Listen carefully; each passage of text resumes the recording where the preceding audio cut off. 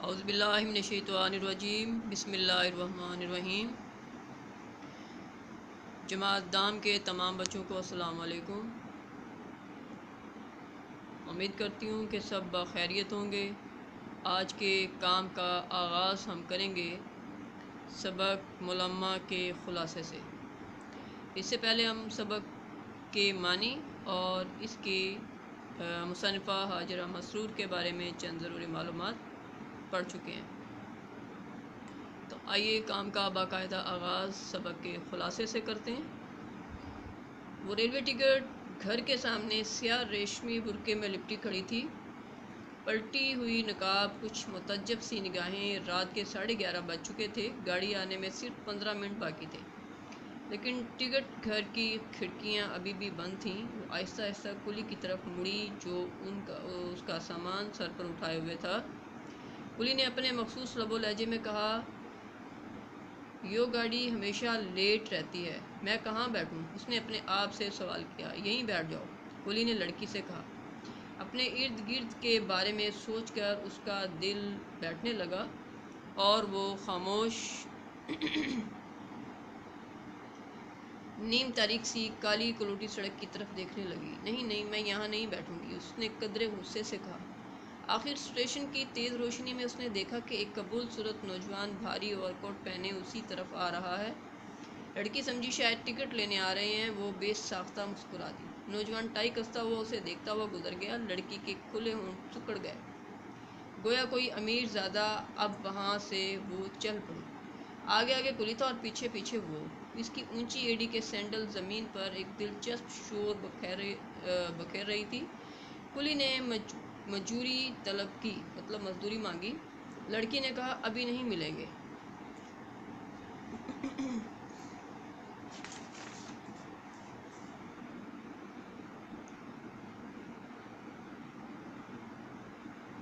کاہے کو؟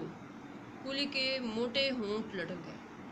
آج دوپہر کو چچا جان کی بیماری کا خط ملا۔ امی جان کا خیال تھا کہ گھر میں کسی نہ کسی کو عیادت کے لیے ضرور جانا چاہیے۔ لڑکی چچا کے پاس جانے کے لیے تیار ہو گئی۔ ماں نے کہا کہ چھوٹے عقیل کو ساتھ لے چلے، لیکن لڑکی نہ مانی۔ اس نے کہا کہ آخر سلمیٰ اور رضیہ بھی تو لڑکیاں ہیں، وہ بھی تنہا سفر کرتی ہیں۔ اس طرح گھنٹے بھر کی محنت کے بعد عقیل کے پہرے سے نجات ملی۔ کلی نے آ کر بتایا کہ ٹکٹ گھر کھل گیا ہے اور وہ چپکے ٹکٹ لے آئے۔ اس دوران میں گاڑی چیختی ہوئی پلیٹ فارم پر رکی۔ لوگوں نے ایک دوسرے کو دھکے دے کر سوار ہونے کی کوشش شروع کر دی۔ اس دوران لڑکی کو بھی دھکے پڑے۔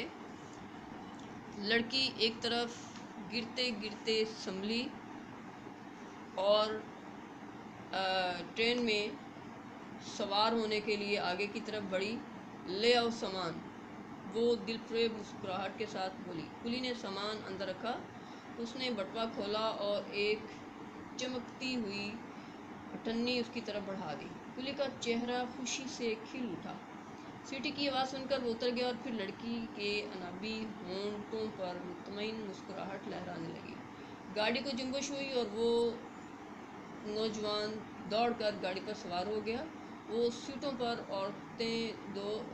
پر عورتیں رنگین لحافوں میں لپٹی ہوئی تھیں اور ارد گرد بھاری بھاری بکس پڑے تھے، اور ہر کسی کے بیٹھنے کی وہاں کسی اور کے بیٹھنے کی جگہ نہ تھی۔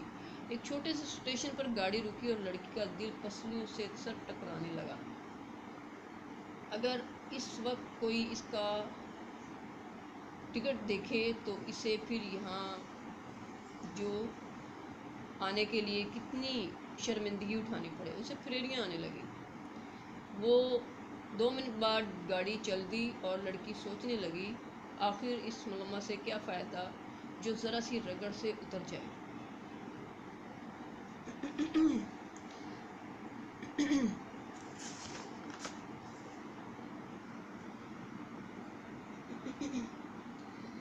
دنیا میں امیر غریب سبھی تو ہیں، بھلا اس قیمتی اوور کوٹ والے نوجوان سے متاثر ہونے کی کیا وجہ؟ گاڑی ایک اور اسٹیشن پر رکی۔ اب اس کی منزل قریب آ گئی تھی۔ سوئی ہوئی عورتیں اٹھ بیٹھیں، وہ آپس میں کسی دوسرے صوبے کی زبان میں باتیں کر رہی تھیں۔ لڑکی نے بھی اپنا سامان قریب کر لیا اور اپنے پاس گھسیٹ کر رکھ لیا، کیونکہ آئندہ اسٹیشن پر اسے اترنا تھا۔ گاڑی کی آواز اس نے جلدی جلدی اپنا بستر پلیٹ فارم پر لٹکا دیا اور نیچے اتر گئی۔ سیڑھی کی جیسی آواز سنائی دی، وہ نوجوان پر الوداعی نظر ڈالنے کے لیے رکی۔ وہ خوش تھی کہ اس نے نوجوان سے اپنی مفلسی کو چھپا لیا، لیکن وہ یہ دیکھ کر سناٹے میں آ گئی کہ نوجوان بھی تھوڑے فاصلے پر کھڑا ٹرین میں بیٹھے آدمی سے الوداعی مصافحہ کر رہا تھا۔ لڑکی نے کلی کو آواز دی اور خود بھی تیز تیز قدم اٹھاتے چلنے لگی۔ وہ چاہتی تھی کہ وہ نوجوان سے پہلے گیٹ پر گزر جائے، لیکن جب وہ گیٹ پر پہنچی تو دیکھا کہ نوجوان پہلے ہی گیٹ پار کر چکا تھا۔ اب اسے ٹکٹ دکھاتے ہوئے شرمندگی ہو رہی تھی۔ آخر اسے ٹکٹ دیتے ہوئے اپنی شکست مان لینا پڑی۔ چچا کے ہاں اس کا گرم جوشی سے استقبال کیا گیا، مگر وہ گرم جوشی کے مقابلے میں کافی سرد موری کا مظاہرہ کرتی رہی۔ اس دوران اس کی چچا زاد بہن بھی آ گئی۔ اس نے برقعے کی تعریف کی۔ اس نے کہا کہ یہ اتنا اچھا لگتا ہے، میں بھی ایسا ہی بنواؤں گی۔ لڑکی ٹہلتے ٹہلتے چھت کے اوپر چلی گئی۔ وہ پڑوس کے مکان میں جھانکنے لگی تو اس نے دیکھا کہ گوبر سے لپے پوتے آنگن میں بانس کی کھری چارپائی پر ایک نوجوان تہمت باندھے الٹا لیٹا ہوا تھا۔ دھوپ کھانے والے نے کروٹ بدلی، دونوں کی نظریں چار ہوئیں۔ نوجوان نے پھرتی سے کروٹ بدل لی۔ لڑکی نے کہا، ہٹو، اس مکان میں کون رہتا ہے؟ ایک بیوہ، اس کا ایک لڑکا بھی، جو شہر میں پڑھتا ہے۔ باجی بیچاری سیدھی عورت ہے، ہمارے ہاں کے سب لوگوں کے کپڑے سیتی ہے۔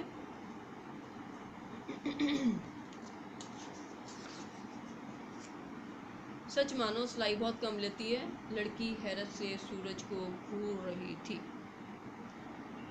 آج کے کام کا اختتام یہاں تک کرتے ہیں، اجازت دیں، اللہ حافظ۔